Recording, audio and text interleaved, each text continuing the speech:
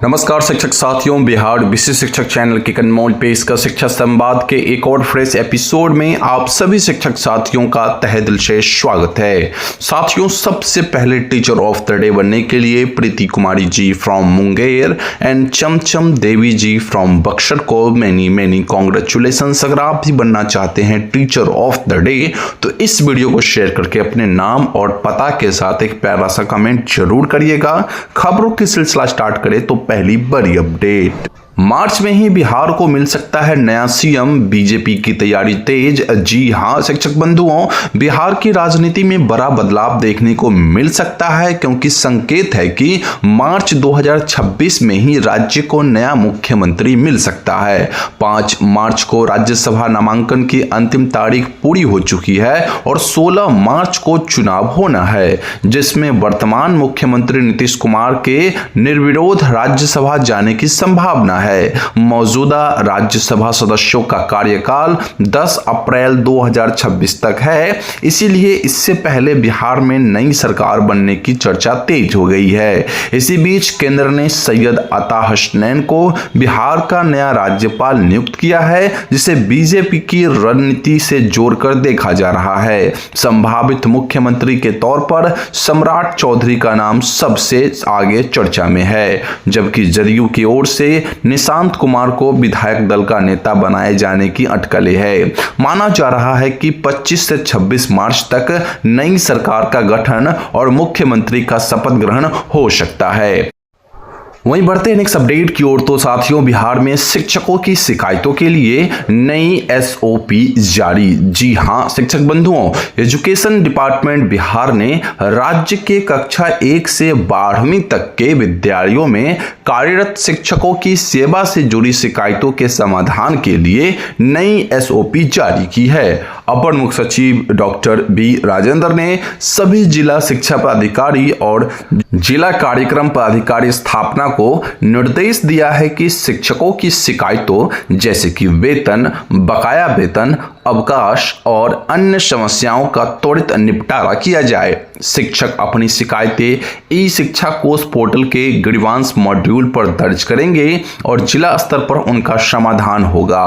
निर्देश के अनुसार हर माह की पहली तारीख तक वेतन भुगतान करना होगा और यदि वेतन लंबित रहता है तो कारण सहित सूची 5 तारीख तक जिला कार्यालय के सूचना पट और वेबसाइट पर जारी करनी होगी। साथ ही वेतन से जुड़ी शिकायतों का 7 दिनों के भीतर समाधान सुनिश्चित करना होगा। इसी के साथ बढ़ते हैं नेक्स्ट अपडेट की ओर तो साथियों, अवकाश नियम भी स्पष्ट हो चुके हैं। 7 दिन में शिकायत निवारण का निर्देश भी दिया जा चुका है। साथियों, एजुकेशन डिपार्टमेंट बिहार ने शिक्षकों के अवकाश से जुड़ी शिकायतों के समाधान को लेकर निर्देश जारी किया है। इसमें कम अवधि अवकाश, कारण अवकाश, चिकित्सीय अवकाश, अध्ययन अवकाश, मातृत्व और पितृत्व अवकाश शामिल है। विभाग के अनुसार प्रधानाध्यापक, प्रधान शिक्षक, सहायक शिक्षक, विशिष्ट शिक्षक और विद्यालय अध्यापक, जिसमें स्थानीय निकाय के शिक्षकों को छोड़कर इन सभी के अवकाश की प्रक्रिया को पारदर्शी बनाने के लिए 2 जून 2025 के पत्र के दिशा निर्देश जारी किए गए थे। साथ ही बिहार सेवा संहिता नियम 2040 घ के अनुसार सेवा के पहले 3 वर्षों में अर्जित अवकाश नहीं मिलता, लेकिन 11 महीने के सेवा पर अधिकतम 1 माह का वेतन रहित असाधारण अवकाश दिया जा सकता है। विभाग ने कहा कि अवकाश से संबंधित शिकायतों का 7 दिनों के भीतर निपटारा किया जाएगा। तो साथियों, ये कुछ अवकाश से रिगार्डिंग अपडेट्स निकल के आई है। बाकी मैं बहुत जल्द आप सभी की कंफ्यूजन को दूर करने के लिए कौन कौन प्रकार के शिक्षकों को कब कब आपका जो है कौन कौन सा अवकाश मिल सकता है, जैसे कि विशिष्ट शिक्षकों का मातृत्व अवकाश हो या फिर आपका इसके अलावा पैतृक अवकाश हो या चिकित्सीय अवकाश हो, या क्या कुछ आपको भी मिल सकता है नहीं, इससे संबंधित मैं बहुत जल्द एक प्रॉपर वीडियो लाने वाला हूं। तो आप लोग इस चैनल को अभी सब्सक्राइब करके बेल आइकन प्रेस कर ले और साथ साथ में हमारे व्हाट्सएप चैनल से भी ज्वाइन कर लीजिएगा, जिसका लिंक वीडियो के डिस्क्रिप्शन बॉक्स में है। आपको सूचना इसकी जल्द से जल्द मिल जाएगी। फिलहाल बढ़ते हैं नेक्स्ट अपडेट की ओर। तो अगली खबर है, शिक्षकों की सेवा संबंधित त्रुटियां 7 दिन में सुधारने का भी निर्देश जारी हुआ है साथियों। जी हां शिक्षक बंधुओं, एजुकेशन डिपार्टमेंट बिहार ने शिक्षकों की सेवा से जुड़ी त्रुटियों को सुधारने के लिए निर्देश जारी किया है। इसमें वेतन शुद्धि, योगदान अवधि, पदस्थापना स्थान, विषय, जन्म तिथि सहित अन्य गलतियों को शामिल किया गया है। विभाग के अनुसार ऐसी शिकायतों का जिला स्तर पर नामित पदाधिकारी द्वारा जांच कर शिक्षक के साक्ष्य के आधार पर सेवा पुस्तिका, ई शिक्षा कोष और HRMS में अधिकतम 7 दिनों के भीतर सुधार किया जाएगा। यदि किसी मामले में विभागीय स्तर पर कार्रवाई की आवश्यकता होगी तो उसे संबंधित पदाधिकारी को भेजकर सूचना दी जाएगी। वहीं HRMS में त्रुटि होने पर शिक्षक अपने एम्प्लॉय ID से लॉगिन कर सेल्फ सर्विस मॉड्यूल में पर्सनल इंफॉर्मेशन चेंज रिक्वेस्ट भरकर HR मैनेजर अप्रूवर को भेजेंगे, जिसके बाद सत्यापन और अनुमोदन की पूरी प्रक्रिया की जाएगी और शिक्षकों की जो भी त्रुटियां होगी उसमें सुधार की जाएगी। इसी के साथ बढ़ते हैं नेक्स्ट अपडेट की ओर। नेक्स्ट अपडेट है, PM पोषण योजना और सरकारी योजनाओं की जांच का निर्देश। जी हां शिक्षक बंधुओं, एजुकेशन डिपार्टमेंट बिहार ने PM पोषण योजना और अन्य सरकारी योजनाओं से जुड़ी शिकायतों के त्वरित निपटारे का निर्देश दिया है। भोजन की गुणवत्ता, भोजन आपूर्ति नहीं होना या MDM से संबंधित शिकायत मिलने पर जिला शिक्षा पदाधिकारी या नामित अधिकारी 7 दिनों के भीतर विद्यालय का निरीक्षण कर जांच करेंगे और दोषी पाए जाने पर कार्रवाई भी की जाएगी। जांच रिपोर्ट को ई शिक्षा कोष पोर्टल पर अपलोड करना भी अनिवार्य होगा। वहीं किताब, पोशाक, राशि, मुख्यमंत्री साइकिल योजना, मुख्यमंत्री किशोरी स्वास्थ्य योजना और मुख्यमंत्री कन्या उत्थान योजना से जुड़ी शिकायतों की भी अधिकतम 7 दिनों में जांच कर आवश्यक कार्रवाई करने का भी निर्देश दिया गया है साथियों। तो इसी के साथ हम बढ़ते हैं नेक्स्ट अपडेट की ओर। अगली खबर निकल के आ रही है साथियों, स्कूल की बुनियादी समस्याओं व भ्रष्टाचार शिकायतों पर सख्त निर्देश। जी हां शिक्षक बंधुओं, बिहार शिक्षा विभाग ने स्कूलों से जुड़ी अन्य शिकायतों जैसे कि बेंच डेस्क की कमी, शौचालय, बिजली, पानी, स्मार्ट क्लास, ICT लैब, भवन निर्माण, जमीन अतिक्रमण आदि के समाधान के लिए स्पष्ट निर्देश जारी किए हैं। ऐसी शिकायतों की जांच कर उपलब्ध राशि से सामग्री उपलब्ध कराई जाएगी और यदि राशि उपलब्ध नहीं होगी तो प्रस्ताव Bihar state educational infrastructure development corporation को भेजा जाएगा। यह पूरी प्रक्रिया 15 दिनों के भीतर पूरी कर पोर्टल पर अपलोड करनी होगी। वहीं भ्रष्टाचार, यौन उत्पीड़न और शिक्षकों के विरुद्ध शिकायतों की जांच भी निर्धारित नियमों के तहत की जाएगी, जिसमें POCSO act 2012, sexual harassment of women at workplace act 2013 और राइट टू एजुकेशन एक्ट 2009 के प्रावधानों के अनुसार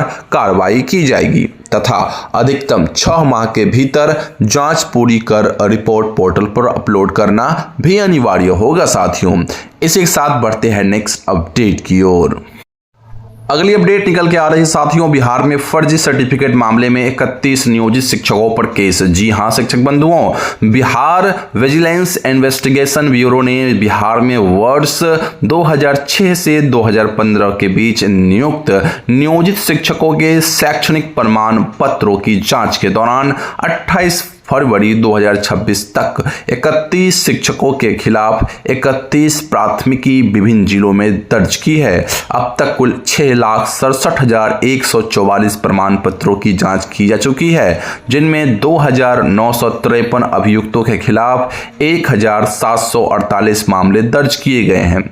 यह जांच पटना हाई कोर्ट के आदेश CWUJC संख्या 15,459/2014 रंजित पंडित बनाम बिहार सरकार के तहत चल रही है।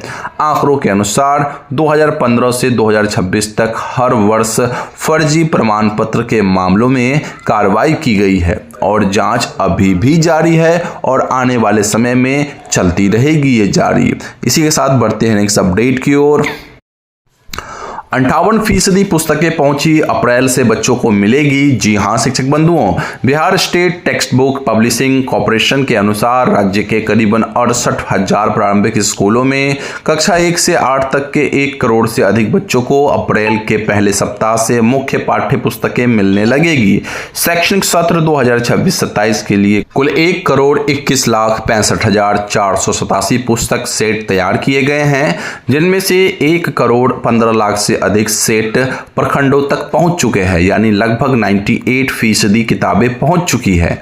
बच्चों के नामांकन के आधार पर स्कूलों में किताब भेजी जाएगी और वितरण की जिम्मेदारी प्रधान शिक्षक, प्रधानाध्यापक और प्रखंड शिक्षा पदाधिकारी की होगी। बता दें कि 2018-19 से 2022-23 तक छात्रों की किताबों की जगह राशि दी जाती थी, लेकिन बाद में फिर से किताब देने की व्यवस्था लागू की गई है। तो साथियों, इसी के साथ बढ़ते हम नेक्स्ट अपडेट की ओर। अगली खबर निकल के आ रही है, 23 मार्च को साझा किया जाएगा बच्चों का परिणाम। जी हां शिक्षक बंधुओं, SCERT बिहार के निर्देश पर बिहार के सरकारी स्कूलों में कक्षा 1 से 8 तक की वार्षिक परीक्षा 12 से 19 मार्च के बीच आयोजित होगी। परीक्षा समाप्त होते ही 19 मार्च से कॉपियों का मूल्यांकन शुरू होगा, जिसे 24 मार्च तक पूरा करने का लक्ष्य रखा गया है। इसके बाद 30 मार्च को सभी स्कूलों में एक साथ परिणाम जारी किया जाएगा और उसी दिन अभिभावक शिक्षक बैठक की भी आयोजित होगी, जिसमें बच्चों की रिजल्ट साझा किया जाएगा। मूल्यांकित उत्तर पुस्तिकाएं बच्चों को घर ले जाने की अनुमति होगी, लेकिन देने से पहले अभिभावकों को हस्ताक्षर लेना अनिवार्य होगा। साथ ही जिन शिक्षकों पर पहले परीक्षा में कदाचार के सहयोग का आरोप लगा है, उन्हें इस बार परीक्षा और मूल्यांकन कार्य से दूर रखा जाएगा। और हम बढ़ते हैं नेक्स्ट अपडेट की ओर, जानते हैं अगली और अंतिम रिपोर्ट को क्या कुछ निकल के आ रही है। अगली और अंतिम रिपोर्ट है साथियों, मैट्रिक परीक्षा 2026 आंसर की जारी, 13 मार्च तक करे आपत्ति। जी हां शिक्षक साथियों, बिहार स्कूल एग्जामिनेशन बोर्ड ने वार्षिक माध्यमिक यानी मैट्रिक परीक्षा 2026 के वस्तुनिष्ठ प्रश्नों की आंसर की जारी कर दी है। परीक्षा में कुल अंकों के 50% वस्तुनिष्ठ प्रश्न पूछे गए थे, जिनके उत्तर OMR सीट के आधार पर जांचे जाएंगे। बोर्ड ने विषय विशेषज्ञों की टीम से सभी प्रश्नों की आंसर की तैयार कर अपनी आधिकारिक वेबसाइट पर अपलोड की है। यदि किसी परीक्षार्थी या व्यक्ति को आंसर की पर कोई आपत्ति है तो वह 13 मार्च 2026 शाम 5 बजे तक बोर्ड की वेबसाइट पर दिए गए लिंक के माध्यम से अपनी आपत्ति दर्ज कर सकते हैं। निर्धारित तिथि के बाद भेजी गई किसी भी आपत्ति पर विचार नहीं किया जाएगा। तो साथियों, ये थी आज की वो सारी अपडेट्स जो कि शिक्षा विभाग से निकल के आ रही थी। बाकी आपके ट्रांसफर वाले मुद्दे पर मैं एक सेपरेट वीडियो बना रहा हूं, जो आज आपको शाम तक मिल जाएगी, तो उसके लिए भी आप सभी शिक्षक साथी तैयार रहेंगे।